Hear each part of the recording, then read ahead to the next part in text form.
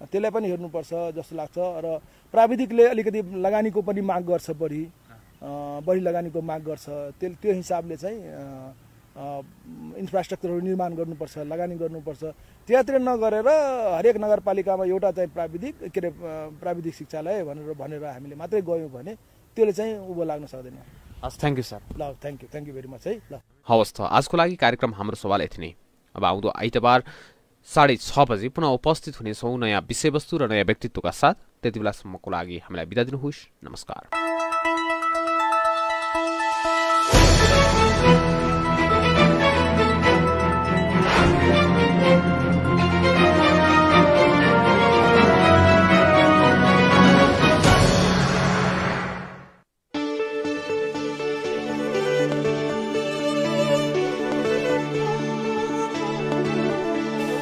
गाउँ सहर सारा गुन्जाउने यो हो रेडियो सान्वी 96.4। रेडियो सान्वी 96.4।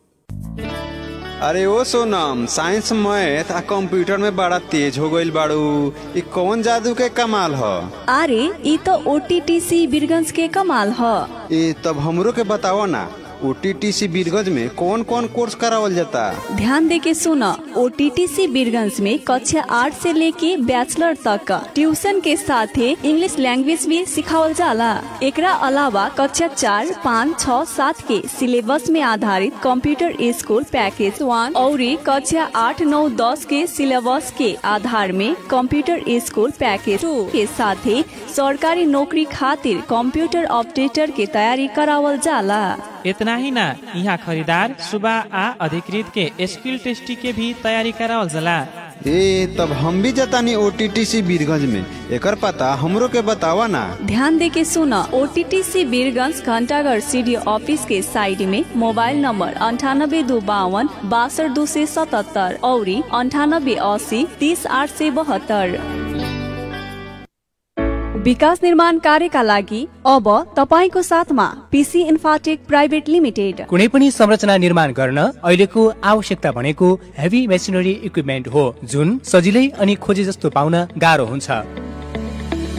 तर अब तपाईको साथमा छ PC इन्फ्राटेक प्राइभेट लिमिटेड, जहाँ हेभी इक्विपमेन्ट जस्तै bitumen distributor, paver finisher, pneumatic roller, motor grader, backhoe loader, soil compactor, tandem roller, transit mixer, excavator, hydra crane, boring गर्ने machine, concrete pump, diesel generator लगायतका सामग्री सुपथ अनि सहजै तपाईकै ठाउँमा pound सक्नुहुन्छ। दैनिक, मासिक वा वार्षिक तपाईको आवश्यकता अनुसार भाडामा लिन सकिने सुविधा। विस्तृत जानकारीका लागि सम्पर्क PC Infratech private limited, Birgunj Ramgadhwa 24, dry port नजिकै। सम्पर्क नम्बर 9845 34 771 र 9845 58 749। PC इन्फ्राटेक, विकास निर्माणका लागि तपाईको साथमा। प्रदेश 2 कै पहिलो Birgunj heart and super speciality poli clinic. हजुर, प्रदेश नम्बर 2 कै कार्डियोलोजिस्ट DM महिला डाक्टर मधु गुप्ता सेवा दिँदै हुनुहुन्छ। साथै doctor Maheshwar Prasad Kurmi consultant physician, doctor Shyam Kumar Gupta नवजात शिशु तथा बाल रोग विशेषज्ञ, डाक्टर तरनुम अफरोज, डाक्टर राजेश शाह स्त्री तथा प्रसूति रोग विशेषज्ञ र doctor Ranjit Chaurasia neurosurgeon. हाम्रा सेवाहरू कार्डियोलोजी, डायबिटोलोजी, न्यूरोलोजी, पल्मोनोलोजी, ग्यास्ट्रोलोजी, गाइनकोलोजी र पेडियाट्रिक, साथमा ECG, echo, UST, TMT, Holter, ABP, PFT, endoscopy पनि गरिन्छ। सम्पर्क Birgunj heart and super speciality poli clinic, Akriti tower, तेस्रो तल्ला, बिर्ता 10 तले भवनको उत्तरपट्टि। मोबाइल 984130 07648 र 9826 82980। क्लिनिक खुल्ने समय बिहान 7 बजेदेखि बेलुकी 8 बजेसम्म। One of the best clinic, Birgunj heart and super speciality poli clinic. काका काका, ए लौ न, के भो काकालाई? ओहो, हार्ट अट्याक भयो जस्तो छ त। लौ न, छिटो गरौ न, यहाँ मान्छे मर्ला जस्तो भइसक्यो। के गर्ने त, कहाँ लैजाने? अब यता लग्ने उता लग्ने भनेर समय खेर नफालौ, बरु सिधै डाक्टर जितेन्द्र कुमार मिश्राकोमा लिएर जाउँ। डाक्टर जितेन्द्र, त्यहाँ चाहिँ किन लैजाने नि? किनभने प्रदेश नम्बर 2 मै एकमात्र क्याथ ल्याब सञ्चालन गर्न सक्षम डाक्टर हुन् जितेन्द्र कुमार मिश्रा। ए हो र, अनि के सुविधा उपलब्ध छन् त? सेवाहरू जालीद्वारा मुटुको बन्द रक्त सञ्चार खोल्ने एन्जियोप्लास्टिक, मुटुको चालमा गडबडी भएमा ब्याट्री हालेर ठिक गर्ने पेसमेकर, मुटुको बन्द रक्त सञ्चार जाँच गर्ने एन्जियोग्राफी, दौडाएर मुटुको चाल हेर्ने टिएमटी, मुटुको भिडियो एक्सरे, इको तथा इसिजी का साथै मुटुसँग सम्बन्धी कुनै पनि समस्याको समाधान तथा उपचार सहजै पाइन्छ। साथै घरमा बसी टेलिफोन मार्फत परामर्श पनि लिन सक्नुहुनेछ। विस्तृत जानकारीका लागि सम्पर्क डाक्टर जितेन्द्र कुमार मिश्रा, सम्पर्क नम्बर 9812 93969 र 9802 01819। विकास निर्माण कार्यका लागि अब तपाईको साथमा पीसी इन्फ्राटेक प्राइभेट लिमिटेड। कुनै पनि संरचना निर्माण गर्न अहिलेको आवश्यकता भनेको हेभी मेसिनरी इक्विपमेन्ट हो, जुन सजिलै अनि खोजे जस्तो पाउन गाह्रो हुन्छ। तर अब तपाईको साथमा छ पीसी इन्फ्राटेक प्राइभेट लिमिटेड, जहाँ हेभी इक्विपमेन्ट जस्तै bitumen distributor, paver finisher, pneumatic roller, motor grader, backhoe loader, soil compactor, tandem roller, transit mixer, excavator, hydra crane, boring गर्ने machine, concrete pump, diesel generator लगायतका सामग्री सुपथ अनि सहजै तपाईकै ठाउँमा pound सक्नुहुन्छ। दैनिक, मासिक वा वार्षिक तपाईको आवश्यकता अनुसार भाडामा लिन सकिने सुविधा। विस्तृत जानकारीका लागि सम्पर्क पीसी Infratech private limited, Birgunj रामगढवा 24, dry port नजिकै। सम्पर्क नम्बर 9845 34 771 र 9845 58 749। पीसी इन्फ्राटेक, विकास निर्माणका लागि तपाईको साथमा। रेडियो सान्वी 96.4।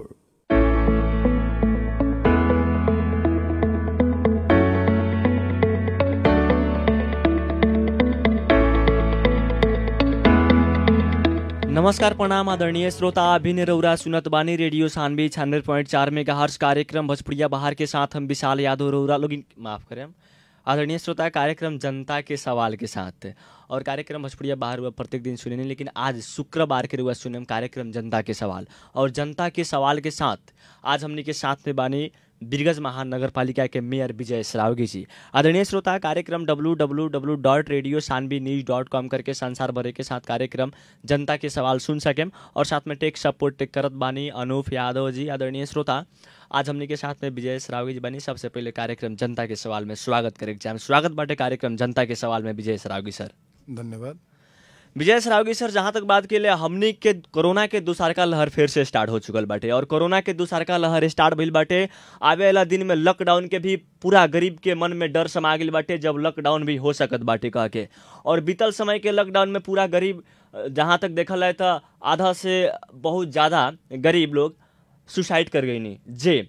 जहाँ तक बैंक वाला लोग के माध्यम से बात के लिए, बैंक वाला लोग किस्ता के माध्यम से ब्याज तकले माफ़ ना करे सकनी और ब्याज माफ़ ना करनी तो ये काफ़ी से काफ़ी गरीब लोग मैंने सुसाइड करनी। कुछ लोग मैंने अनेकन तरीका से मरे के उपाय नहीं, लेकिन फिर से ये लॉकडाउन होई कह के तो एक बारे में सरौरा लोग इनके कैसन सवाल रहल बाटे।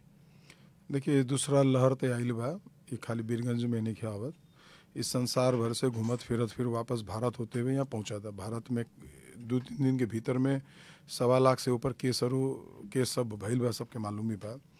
अब बीरगंज में नाई सो बात नहीं है, बहुत सारा लोग अभी अपना घर होली में आइल बा होने से इंडिया से जी। बहुत सारा लोगों ने गइल भी बा। ये आइल गइल लोग के कारण से भी इन्फेक्शन आ सकता, ओकरा वास्ते हमने के अपना इंतजाम तक कर ले बानी, लेकिन जो इंतजाम बा वो इंतजाम से खाली रोकल नहीं जा सकत। हमें आए वाला लोग के जाए वाला लोग के भी थोड़ा सा सहनशीलता के साथ अपने आप के घर में क्वारंटाइन में करे के पड़ी। और जब तक लोग क्वारंटाइन में ना जाई ना बैठी अपने आप घर में, तब तक वो लोग भी एक माध्यम हो सकता नहीं संक्रमण फैले के। दूसरा बात जो रोबा बोलने की लॉकडाउन होला से बहुत बड़ा विकृति आवेला, एकदम सही बात बा। लॉकडाउन एक बाध्यता बा।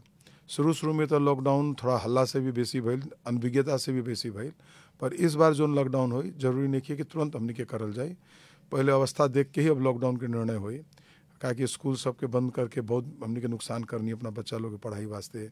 लॉकडाउन के कारण बहुत सारा फसल सबके टाइम से हमने के डिलीवरी ना कर सकनी, सब्जी सब हमने के खेत में ही मतलब नष्ट करे की स्थिति आ गई। उससे सबसे बेसी समस्या वो किसान लोग के बा। कहे के तो वास्ते संघ सरकार बोलेला, प्रदेश सरकार भी बोलेला, हमनी के भी बोले नहीं कि कोशिश करल जाए सबके क्षतिपूर्ति कैसे पूरा हो, लेकिन वास्तव में जब समस्या खत्म होए लागेला तो सारा चीज़ लोग भुला जाला और वास्तविक लोग के क्षतिपूर्ति भी ना मिलेला। और क्षतिपूर्ति सबके वास्ते पहुँच भी ना पड़ सकेला, काहे कि लोग मांगे के स्थिति में ना रहेला। ओकर डॉक्यूमेंटेशन से लेके बहुत सारा चीज़ होला जो इतना मतलब इजी प्रोसेस नहीं है जी। सरल लेकिन सर मान ली अभिन के शेड्यूल में अगर लॉकडाउन होत बाटे त किंग हम काम करे वाला व्यक्ति लोग के तो काम करे देवे के पड़ी सर। काहे से बीतल समय में अगर काम व्यक्ति लोग ना करें तो बैंक के किस्ता वाला लोग आके ले बने सीधे 50,000 के 1 लाख बना ले बने ब्याज वाज लेके। तो आज तक ले लोग फिर से शुरुए से स्ट्रगल करे के शुरू कर देने। लेकिन वास्तव में जितना दिन लॉकडाउन भइल उतना दिन हमने के देश पीछा गए। लेकिन आवे वाला शेड्यूल कैसा रही सर? हमार प्रयास का रही कि देखिए में तो निर्णय करे के अवस्था पहले लोकल CDO साहब के जो अध्यक्षता में एगो टीम बा DCC-MC बोलल जाला ओकरा निर्णय करे के पड़ेला। ओमे हमनी के भी कभी कभी निर्णय से पहले बुलावल जाला। अब अवस्था का रही कि हमनी के कोशिश रही कि पूर्ण रूप से लॉकडाउन ना करके जहाँ मतलब केस ज़्यादा आई जोन इलाका में बेसी केस हुई ओकरा एक बार सील करके चेक जांच करे वास्ते सील करल जाई वो इलाका के, और चेक जांच करला के बाद फिर उस जगह के खोल देवे के स्थिति में हमनी के एगो मतलब बोलल जाला ना सुधरल लॉकडाउन के अवस्था में हमनी के जाए के पड़ी कि कम से कम लोग के कम से कम रोज़ के आर्थिक और सामाजिक गतिविधि में हमनी के पूर्ण रूप से फेल ना करके वो भी काम चलत रहो और साथ साथ में हमनी के संक्रमण के भी रोक सकी हमनी के वो हिसाब से हमनी के अगर व्यवस्थित करे के प्रयास करल जाए। लेकिन ज़्यादा भयावह स्थिति हुई वैसन अवस्था में पूर्ण रूप से भी लॉकडाउन हो सकता। एक वास्ते हमनी के नागरिक समाज जो यहाँ हमनी के रहे वाला लोग बा जो बीरगंज ज़्यादातर आवल जाल करेला लोग वो लोग के थोड़ा व्यवस्थित होके के पड़ी। ऐसा समय में कम से कम प्रयास ही करल जाओ कि हमनी के कम से कम ही मास्क लगावल जाओ, सामाजिक दूरी रखल जाओ, भोज भतेर और बड़ा बड़ा प्रोग्राम सब अब धीरे धीरे अवॉइड करल जाओ। ओकरा मतलब ज़्यादा ना जाए के जितना कम से कम निकलल जाए, जितना कम से कम भीड़ भाड़ करल जाए, भीड़ में जायल जाए उतने हमनी के बचत मतलब अपना बचावट के हिसाब हो सकता। ना माने हमनी के तो समस्या तो बड़ी जी। जहाँ तक बात करनी है पूर्ण तरीका से लॉकडाउन करे के पड़े तो कई ले कह के, लेकिन पूर्ण तरीका से लॉकडाउन करे में सर फिर बिहार में लगे दिन में दिन प्रतिदिन कोरोना बहुत ज़्यादा दिखाई देत बाटे और पूरा तरीका से लॉकडाउन करत बानी तो फिर तो बैंक वाला लोग किस्ता ना बुझे और फिर से ब्याज बढ़ लगी सर। तो यहाँ के सरकार माफ़ ना करें और सरकार फिर कम फिर किस्ता जाके बुझाव कर तक ले बुझाव मोटरसाइकिल के कर हर तरीके कुछ माफ़ ना भइल सर।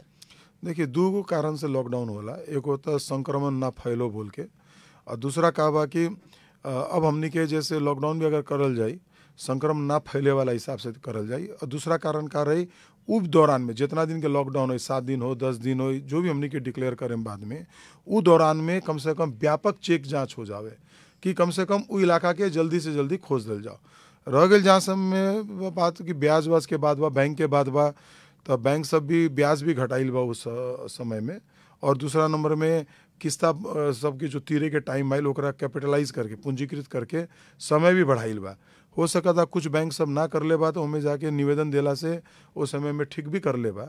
हाँ, लेकिन अनऑर्गेनाइज सेक्टर से जो मतलब बैंकिंग बाहर के सेक्टर से अगर काम सब भइल बा, व्यक्तिगत लेन देन के काम सब भइल बा, वहाँ समस्या भइल बा और उस सब समस्या के व्यक्तिगत काम करे के भी ना चाहिए। कोशिश करके हमनी के नियम पूर्वक काम करे वाला संस्था सबसे कर्जा लेवे के अपना बैंकिंग कारोबार करे के चाहिए, हम इतना आग्रह करे के चाहिए। लेकिन बहुत जौन एगो परसेंट के हिसाब से ब्याज लगे कम परसेंट तंगा माफ़ करनी लोग ओकरा बाद में तो पैसा जगह पर पुगाइए दें लोग फिर से दोबारी भइल सर माफ़ करे के सब बैंक लोग ब्याज तनका जौन 1% 2% 4% माफ़ कैले बानी, लेकिन फिर पैसा दोबारी भइल बाटे कह के जौन एगो कौन कौन बैंक बाटे स्थानीय बैंक होला लघु वित्तीय संस्था बैंक ऐसे बैंक ब्याज सीधे दोबारी कैले बानी। लेकिन फिर गरीब डरा गई बानी जे फिर लॉकडाउन हुई फिर हमनी को वैसे भोगे के पड़ी कह के बहुत ज़्यादा डराइल बानी जे लॉकडाउन हुई कह के काहे से कोरोना बहुत ज़्यादा रफ्तार में बाटे सर। जहाँ तक अभी तक काठमांडू के तो न्यूज़ में आयल जे स्कूल ऑनलाइन के माध्यम से पढ़ावे के वहाँ निर्णय भइल बाटे कह के। काठमांडू के निर्णय होके कारण का बा कि वहाँ विद्यालय सब और वहाँ के जन घनत्व बेसी बा और वो लोग जो भी निर्णय करता अपना स्थानीय आवश्यकता के हिसाब से करी।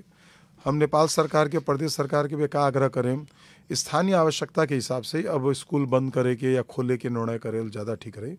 अभी तक का होत रहल कि जोन इलाका में समस्या नहीं कि वो इलाका के भी बंद हो जात रहल और जोन इलाका में समस्या रहल वहाँ भी बंद होत रहल। ये ढंग से अब काम ना हो सके, आए वाला टाइम में थोड़ा एक व्यवस्थित करे के बड़ी जैसे हमरा लगा था।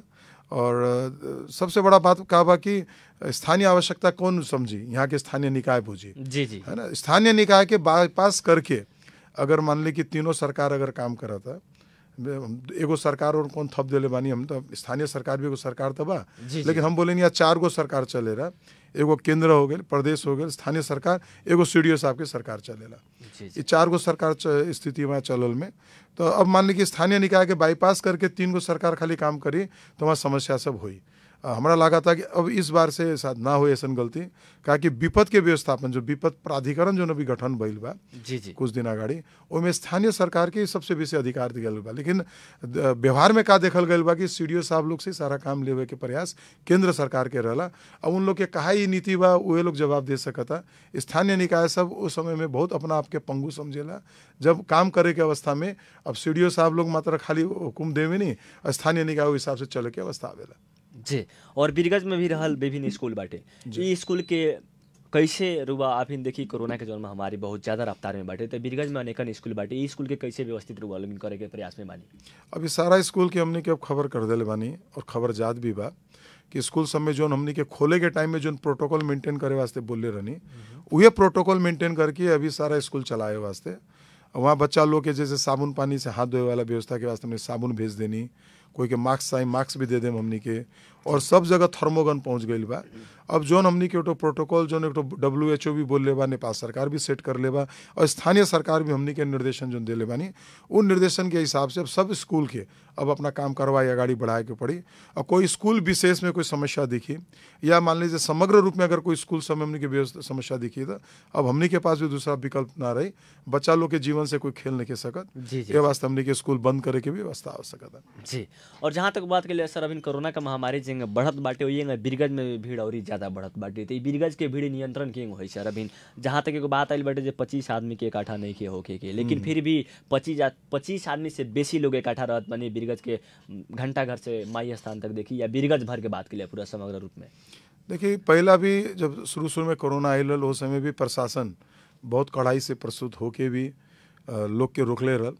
अगर जनता अपने आप मतलब अनुशासन में आवता और कोविड के नियम कानून के हमने के मानता नहीं, तब ज़्यादा कड़ाई करे के ज़रूरतें ना पड़ी।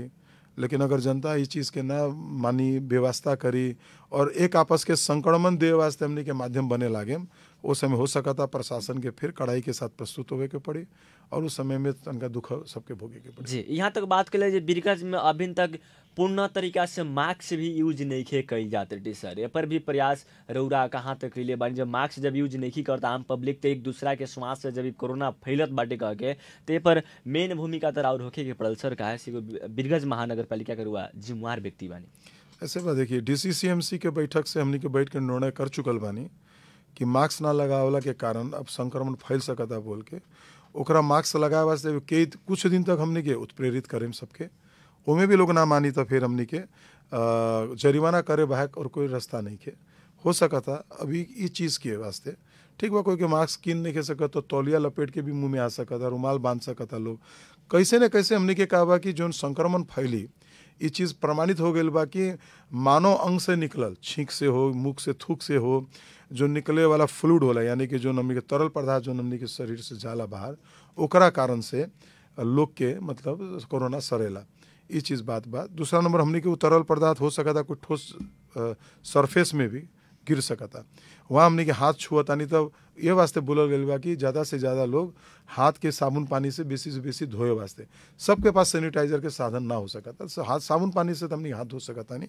ये चीज़ वास्ते हमने के व्यापक प्रचार प्रसार भी अब चालू करता नहीं, हो भी गई बा। वार्ड में हमने के सचेतना के कार्यक्रम चालू हो गई बाटे।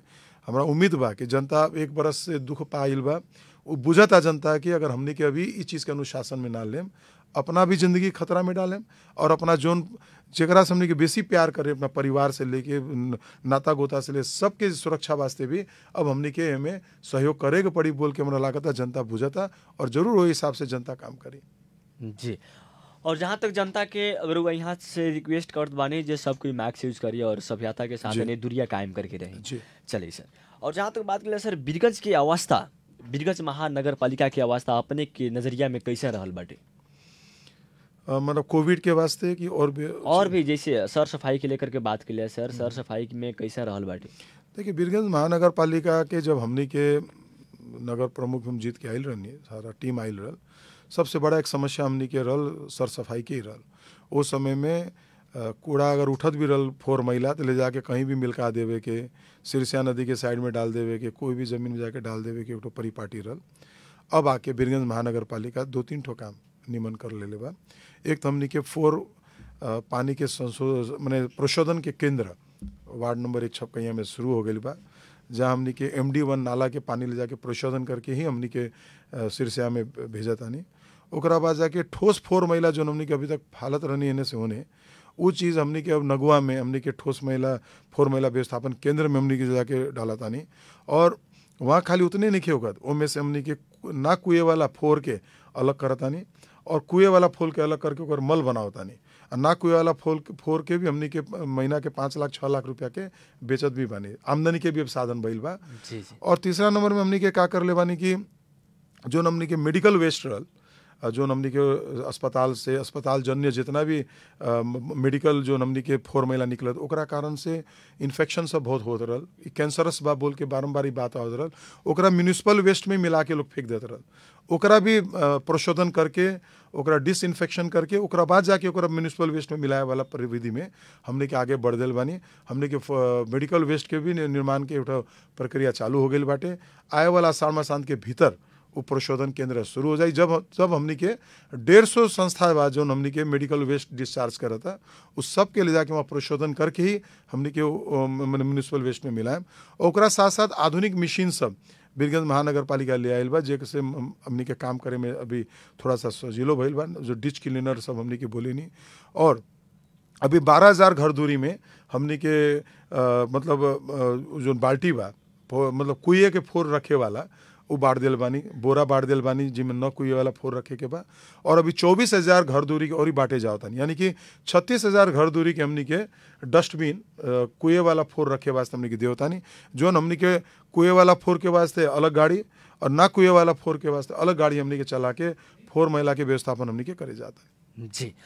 और बीरगंज में रहल जौन समस्या एगो दूगो बा जौन समाधान बाटे, लेकिन साथे साथे बीरगंज में विभिन्न पोल के अवस्था देखल जाए, विभिन्न तार के अवस्था देखल जाए, तो तार और रोड में सीधे एक हाथ के फर्क बाटे। सर ए पर कहाँ तक लोग ध्यान केंद्रित कैले बानी? अभी का बा कि देखिए जितना पोल लागल बा 2 गो संस्था के लागल बा, एगो विद्युत कॉर्पोरेशन के लागल बा नेपाल विद्युत प्राधिकरण, और एगो लागल बा NTC के, और कोई के पोल बाजार में नहीं खे।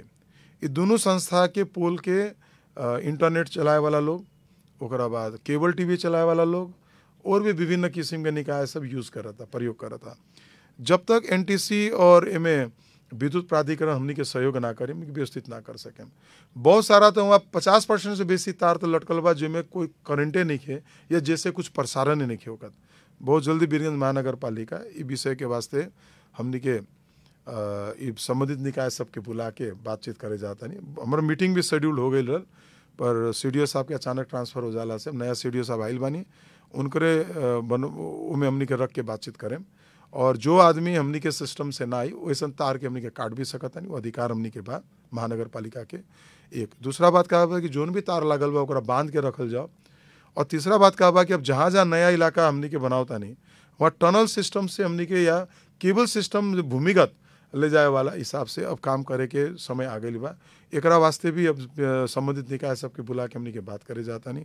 कुछ दिन पहले हम अपने नेपाल विद्युत प्राधिकरण के हेड ऑफिस में जाके भी इस सारा विषय रख के आयल बानी कि अब महानगर पालिका या कोई भी पालिका के कुरूप बनाए वाला काम तार के कारण ना हो, ओमे चाहिए हमनी के सब जना मिल के काम करल जाओ। एक साइड हमनी के काम निमन बनाए नहीं, दूसरा साइड से बिगाड़े वाला काम विभिन्न निकाय के द्वारा विभिन्न लाइन एजेंसी के कारण से हो जाता, यानी रोड बनेला दूसरा तरफ से खाने वाला काम होता। ऐसा बहुत सारा समस्या बा जो आपसी तालमेल ना होला के कारण विभिन्न निकाय के ये सब समस्या बा। अभी भी वही पुराना ढर्रा से लोग काम कर था। अब आए वाला टाइम में महानगर पालिका अपना नगर सभा से निर्णय करे जाता है कि कोई भी लाइन एजेंसी के कोई भी काम करे के बा बिना महानगर पालिका के स्वीकृति के बिना कोई भी काम नहीं हो सकता बोल के हमने के सिस्टम ले। जहाँ तक बात करनी है सर ना मिलला जुलला के कारण ये सब होत बाटे का तो सर रुआ लोगिन तो गार्जियन बानी, तो अगर रुआ लोगिन ना मिले तो आम पब्लिक के कितना दासा होई? ऐसा बाकी देखिए महानगर पालिका कानून सारा बना देले बा, लेकिन जोन काम पहले से करत आवता लोग उ लोग के अभी तक ये बात के सचेतना नहीं के मन में कि जोन काम हमनी के करता नहीं ओकर कारण से महानगर पालिका के का सुविधा होता या का तकलीफ होता। सब जना अपना अपना काम करे में मात्र लागल बा। अब ऐसा लोग के भी अब हमनी के बुला के ये वास्ते हम बोलने की जब तक स्टेक होल्डर सबको साथ में ना बैठी, एक आपस के सहयोग ना करी, समन्वय ना करी, तब तक हमनी के बीरगंज के निमन नहीं कर सकत। हमारा उम्मीद बा कि मीटिंग होला के बाद से लोग हमनी के सहयोग करी।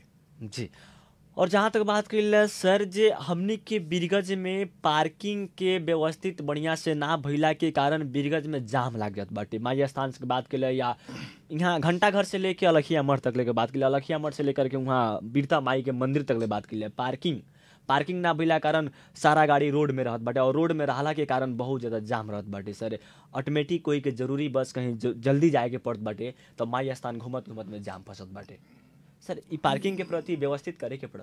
देखिए पार्किंग के हमने के व्यवस्था करे के बहुत दिन से प्रयास करता नहीं।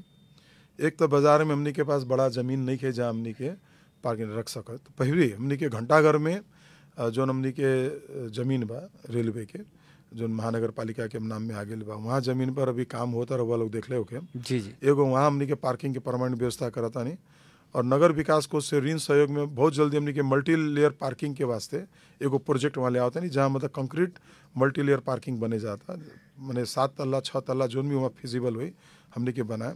और एक रउआ लोग देख ले हो कि हम होटल दयालु जो पुराना बस पार्क भी बोलल जाला, जी जी जी जी, वहाँ भी काम चालू बा, पेवर्स लगा था जो 1 हफ्ता 10 दिन में कंप्लीट हो जाए।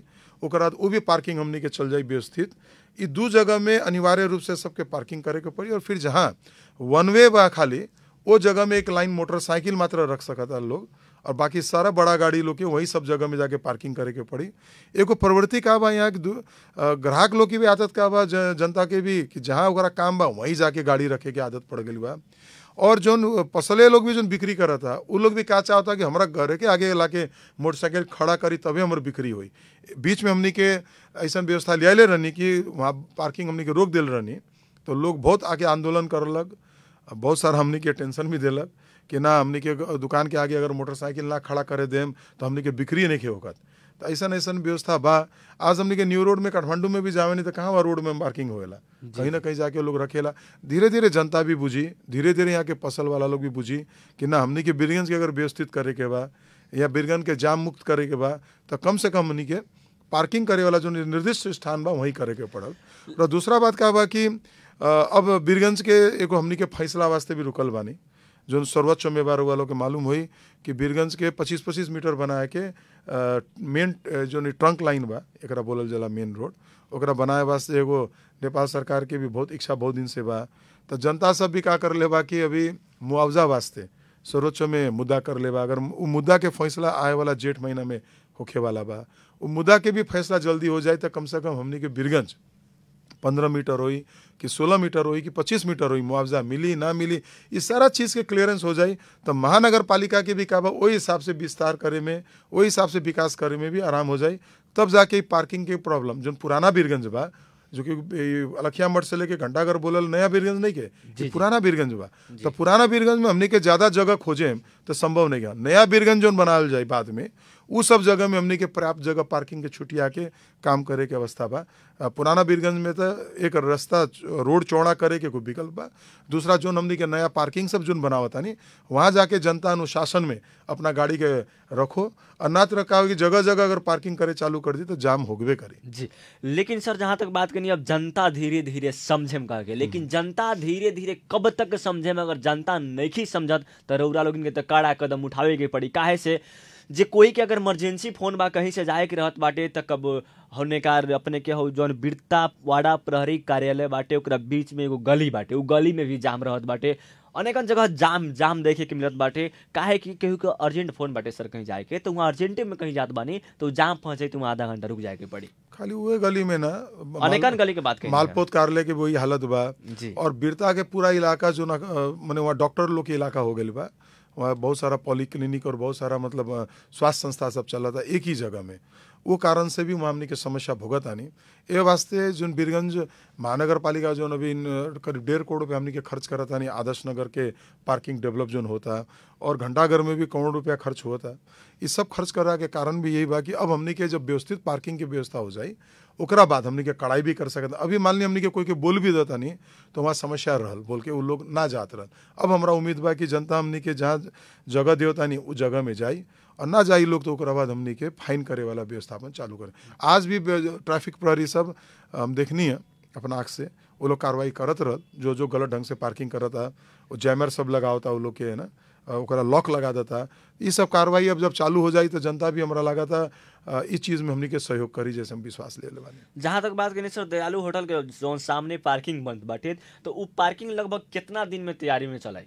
वो हमारा लगा था, जैसे आज भी हम ठेकेदार लोग से बात करनी हो, जब हम काम ले बा 7 दिन से लेके 10 दिन तक बड़ी में वो लोग के हिसाब से वो पार्किंग हमने के सुचारू कर सकता नहीं।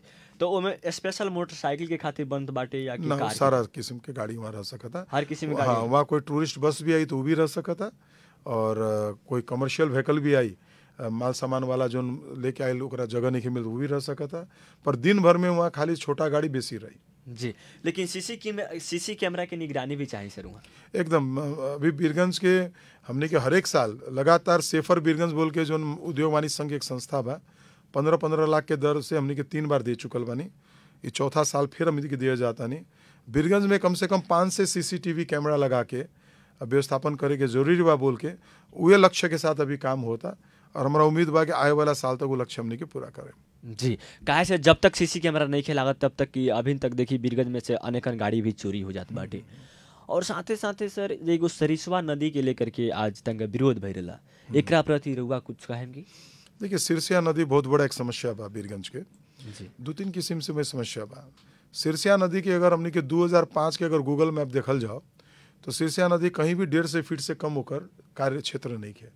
अभी हमने की बहुत जगह ये 18 बरस के दौरान में जगह के सीमित कर देले बा लोग, 30 फीट 40 फीट के सिरसिया नदी बना देले बा, कहीं के तो 20 फुट कर देले बा। ओकरा बाद जमीन सिरसिया के जोन मने ओकरा बोलल जाला नहीं, तो बॉटम जोन होला वो भी ऊपर आ गई बाटे। अब विभिन्न आदमी लोग बिना नक्शा पास करा के सिरसिया के दोनों ओर घर बना ले बा उ दौरान में। अब हमने के जब तक नेपाल सरकार नदी के राइट ऑफ वे बोलल जाला, ओकर भी जैसे हमने सड़क के राइट ऑफ वे बोले नहीं 25 मीटर 30 मीटर 15 मीटर, वैसे नदी के भी देखो राइट ऑफ वे होला। वो नदी के राइट ऑफ वे तो कौन तोकी, वो निकाय कौन बा? बीरगंज महानगर पालिका 35-35 मीटर तोकले बा, लेकिन लोग अपना सबके प्राइवेट जमीन भी बा ओकरा साथ, ओमे बनावे के ना मिली बोल के भी मैंने लिखा पढ़ी करते हुए भी वो लोग के नक्शा ना पास करते हुए भी लोग जबरदस्ती करके बनाइल बा पहले ही। अभी भी नया कोई बनावे की कोशिश करेला तो हमने के रोके नहीं, रोकल भी गई बा, लेकिन पुराना के कैसे करल जाओ वो चीज़ के जब तक नेपाल सरकार कोई निर्णय ना दी और हमने के वो चीज़ के काम ना करे दी तब तक हो ही ना। हमने के गंदा पानी जौन बाटे, गंदा पानी के लेकर के विरोध भेजला चाहिए। गंदगी पानी से हमने भी गंदगी होत पानी सन दिन प्रतिदिन, एकरा बारे में ई विषय में देखिए एगो पूरा संसदीय टोली आइल रहल कुछ दिन पहले जिला विकास समिति में, एक पूरा एगो बड़ा मीटिंग भी भइल बा। गंदगी कैसे होता का होता सारा समस्या हमने के जानकारी करा दिल बानी। अब बड़ा बड़ा उद्योग सब बा, उस सब के जिम्मेवारी केंद्र सरकार के जिम्मेवारी में बा। वो लोग IEIA रिपोर्ट मैंने बना के हमने ई तरीका से मेंटेनेंस करें बोल के आइल बा, लेकिन उस चीज़ मेंटेन नहीं होगा। अब CDO साहब के भी हमने के बोले बानी को टोलिए बना के ऐसा उद्योग के IEI के फॉलो करे वास्ते माने वास्ते हमने के को करे के पड़े, एगो अभियान चालू कर ना मानी लोग तो वो लोग के नियम बमोजम कार्रवाई में जाए के पड़े। ओमें थूने से लेके जरिमाना से लेके सारा कार्रवाई बा, वो हमने के अधिकार नहीं के, फिर लोकल प्रशासन के हमने के सहयोग लेवे के पड़ी। दूसरा बात का बा कि जो 250 बॉयलर चला था विभिन्न उद्योग सब में, वो बॉयलर से निकलल काला छाई जोन बा उद्योगपति लोग का करता कि ले जाके ओकरा अपना ठेकेदार के दे देता लोग कि जाके मिलका आधा बोल के वो लोग ले जाके सीधा नदी में विसर्जन कर देता। कुछ लोग जाके कुछ जमीन उमीन भरे में काम ले होता, बाकी लोग सीधा ले जाके नदी में डालो। काला पानी छाई के पानी एक्चुअली वो पानी कोने केमिकल के नहीं, हाँ थोड़ा यहाँ कागज उद्योग बा या लेदर इंडस्ट्री सब बा, वो लोग के कुछ पानी ऐसा आवत रसायन वाला जो काला था नहीं के, लेकिन वो चीज़ नदी के प्रदूषित करा था। और कुछ हमने के भी अभी भी ढल सब जो जा बा वो नदियों में जाके गिरा था। इस सारा चीज़ के व्यवस्थापन करे वास्ते काफ़ी कुछ लगानी चाहिए। नेपाल सरकार से हम करीब करीब मेयर बनला के बाद 1200 करोड़ के में एक योजना मांगले रहनी सिरसिया नदी वास्ते, ओकरा DPR बनवा देवे वास्ते, लेकिन आज तक नेपाल सरकार से ओकर पत्र के जवाब तक भी नहीं आयल। महानगर पालिका अपना बलबूता पर वो काम के नहीं कर सकत जी। लेकिन जब नेपाल सरकार पत्र रुआ के नहीं दे तरुआ तो विरोध भी कर सकत बानी। विरोध केकरा करल जाओ, अब विरोध के तो 3 बार 4 बार तो लिखा पढ़ी हो गई उस चीज़ के। वो दिन जो संसदीय समिति भी आयल रहल ओकरा भी हमनी के बोल के भेजले बानी कि कम से कम जो हमनी के मांग करत आनी वो बीरगंज महानगर पालिका खाली मांग नहीं के, वो एगो सभ्यता के निशानी वाला नदी सभ्यता जोन बसेला, बीरगंज भी बसल बा तो सिरसिया नदी और सिंगा नदी के बीच में बसल बा।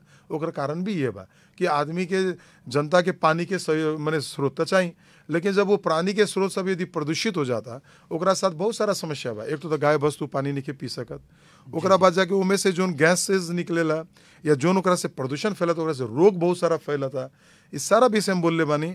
और दोनों ओर नाली बना के रोड निकाल के एगो बागमती कॉरिडोर जैसे सिरसिया कॉरिडोर बनावल जाओ, एगो बीच में और 4 माली पानी प्रोशोधन केंद्र बना के जो नाली के थ्रू पानी ले जाके ओकरा प्रोशोधन करल जाओ। इस सारा योजना हम दे चुकल बानी, लेकिन कोई भी योजना में कार्यान्वयन आज तक होके नहीं सकल केंद्र सरकार से, प्रदेश सरकार से। अब भविष्य में उम्मीद बा। अभी हमने एक तो एडीबी से हमनी के बात भइल बा, हो सकता कि हमनी के वहाँ से जो ग्रांट मिले वाला बा ओकरा से हमनी के काम करें। जी, लेकिन सर बीतल समय में रुआ था चुनाव में आवे से पहले बीरगंज के हम बदल देम का कि एगो वजह आवाज रुआ डल्ले रहनी पूरा पब्लिक के समाज में, लेकिन बीरगंज के अवस्था ही बदल दे कह के। साथे साथे बीरगंज में नाला भी बनल, जे नाला के पानी पूरा नदी में जाए कह के, लेकिन नदी के पानी नाला में आ गई सर। वो तो अबे करे ना, जैसे मान ली कि एक ठो नाला हमने के कोई जगह पानी बहे वास्ते 5 फीट चौड़ा चाहिए, अब वो नाला के हमने के बंद करते करते 1 फीट में पहुंचा दें। वही हालत हमने के सिरसिया नदी के भइल। सिरसिया में जो पानी बगेला तो आप रोगा देखें कि 11 महीना तक कभी भी पानी ना फेंकेला, 11 महीना तक आराम से पानी निकल जाला। वो 1 महीना काहे समस्या होला कि जब बेसी बरसात होला, पानी आवेला तो पूरा जंगल के पानी सिरसिया नदी के द्वारा ही बहेला या तिलावे के नदी के द्वारा बहेला। भइल का ही बीच में कि हम बोलनी ना कि 1.5 फीट के नदी 30 फीट में पहुंच गई, 20 फीट में पहुंच गई। तो जब हमने के रास्ता ना देम नदी के बगे वास्ते तो वो तो पानी फेंकबे करी जब ज़्यादा पानी आई। खाली सिरसिया नदी के बात नहीं के, वो तो कहीं भी बिना नदी के भी जगह हुई तो वहाँ पानी आ सका था। नज़दीक जहाँ भी नदी है वहाँ के पानी बैकफायर कर सका था। ये विषय सब जना बुझा था। इस विषय में थोड़ा कड़ा नियम, कड़ा कानून के साथ काम करे के पड़ी। हमें हर एक पॉलिटिकल पार्टी के जनता के साथ चाहिए, तभी हमने के बीरगंज के ई बाड़ी से बचा सकता नहीं सिरसिया के। जी, और सर एगो बात और बड़ी दुख के साथ रुआ से कहे कि पड़त बाटे जे हमनी के समाज में दहेज, जौन एगो दहेज के बात की सर, दहेज के कारण से अनेकन गार्जियन लोग अपना बेटी के देखे के नहीं चाहते, नहीं कि बेटी के जन्म से पहले ही जान मार दिया बाटे। तो ये दहेज मुक्त बीरगंज महानगर पालिका कब बनी? देखिए, बेटी के कब तक लोग मारी, आगे के संतति वास्ते सबके बेटिए चाहिए। बिना कोई के पोतोह, बेटी की पोतोह बना के ना ले वाला से कोई के संतति आगे बढ़े वाला नहीं है। अब इस जमाना में भी आके बेटा बेटी में कोई भेदभाव अगर करता तो वो तो एकदम निकृष्ट काम बाटे। हमारा उम्मीद बा कि पहले से कुछ समाज हमने के जागरूक भइल बा, नहीं खे भइल सो बात नहीं खे। हाँ, आए वाला टाइम में दहेज प्रथा भी अंत हुई। एक वास्ते पहले हमने के बेटी लोग के शिक्षित बनाए के पड़ी। जो नेट अभियान में बीरगंज महानगर पालिका लागल बा। अभी बाद लोग देखें तो ज़्यादा से ज़्यादा लड़की लोग के एडमिशन, ज़्यादा से ज़्यादा लड़की लोग के पढ़ाई अभी हमने के करावता नहीं, कोशिश करता नहीं। और बेटी लोग के पढ़ाई वास्ते हमने के मुख्यमंत्री जी भी बेटी बचाओ बेटी पढ़ाओ वाला अभियान चलाइले बानी। बहुत सारा लड़की लोग के वास्ते हमने के साइकिल वितरण कर ले बानी। महानगर पालिका भी का करता है कि जो न हमने की बेटी लोग पढ़ नहीं के सकत, का कि स्कूल +2 के स्कूल, माध्यमिक स्कूल दूर बाटे, वैसन जगह सब में जैसे कोहड़ी में अने फिर जाके हमने के भवानीपुर में ऐसा ऐसा जगह में हमने के +2 तक के पढ़ाई वास्ते जल्दी हमने के स्कूल के भवन सब देवतानी। और अगला साल से कोशिश करतानी वहाँ +2 चालू हो जावे कि जेकरा कारण हमने के बेटी लोग के पढ़ाई बीच में ना छोड़े के पड़े और लोग जाके पढ़ सको। जब तक हमने के अपना बेटी सबके शिक्षित ना करें, हमने के बेटी लोग स्कूल ना जाए, तब तक हमने के मतलब ये दहेज प्रथा के अंत ना कर सके। दूसरा नंबर में ये सब के कानून भी कड़ा होके चाहिए। होके के तो हमने के अभी के जो कानून बनल बा, जो नवी मुल्की आइल बा में बहुत कड़ा कानून सब बा, ओकरा अब लागू करे वास्ते अब हमने के सारा समाज के एक होके के पड़ी, ईमानदारी के साथ होके के पड़ी। दूसरा के बेटी में दहेज मांगा था तो कंप्लेन करल जाओ, और अपने बेटी के मतलब शादी में दहेज दे के विदा करें तो कभी भी दहेज प्रथा खत्म ना हुई। लेकिन अब समाज आगे बढ़ा था और धीरे धीरे हमारा लगा था आए वाला टाइम में इस चीज़ के भी अब कमजोरी हटी समाज से, हम भी स्वस्थ बने। जी, जहाँ तक एगो प्रश्न उठैनी है जे हमनी के मुख्यमंत्री जी बेटी बचाई बेटी पढ़ाई अभियान चालू कैनी, लेकिन बेटी बचाई बेटी पढ़ाई जौन अभियान एगो चालू भेल कहाँ तक संपन्न भेल से? देखिए, मुख्यमंत्री जी के जो प्रयास बा, हर एक प्रयास शुरुआत होला पहले, ओकरा धीरे धीरे समाज अडॉप्ट करेला, यानी कि ओकरा लेवेला कोई चीज़ के विचार के। ये सब समय लागेला, एक दिन में समाज परिवर्तन ना हुई। ग्रेजुअली धीरे धीरे हमने के एकरा परिवर्तन करते ले जाके पड़ी।